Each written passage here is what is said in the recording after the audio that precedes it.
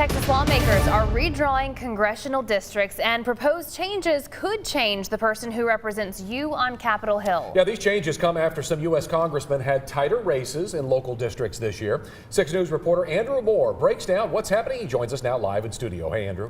Yes, Texas lawmakers are trying to protect certain seats by redrawing lines, and perhaps a better way of describing this is calling it a voter draft. So let's see how Central Texas voters are getting traded by these new district maps.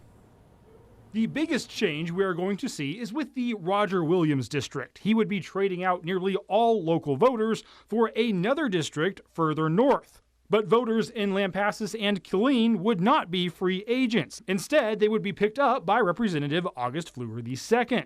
He would be able to balance out new Democratic voters in the Killeen area with a surplus of Republicans in the Midland and Odessa area. Meanwhile, voters in Coryell, Hamilton, and Bosque counties would be traded to Representative John Carter to increase his Republican base. For the Waco area, Pete Sessions would hold on to his Central Texas voters, including Democratic voters in the Waco area, but would also be picking up Republican voters in East Texas to potentially balance out new opposition. Texas A&M Central Texas professor Jeffrey Dixon says the Republicans seem to be focusing on defense this year. Is that there seems to be more emphasis on protecting incumbents. Republicans seem to be focused on preserving what they have as much as they can. Of course, while Republicans and Democrats have been using this strategy for years, Dixon said minority groups may be calling for a foul because you can't trade voters in a way that reduces the voting power of minorities. But you are not allowed to minimize the voting power of minorities.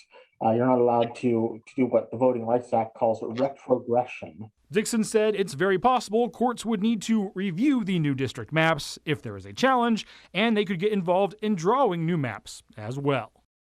And it's also important to remember it is still very early in this redistricting process, and district lines could still change before they are challenged. Guys? I'm betting they do. There's probably going to be a lot of give and take there. Thank you so much, Andrew, live in studio.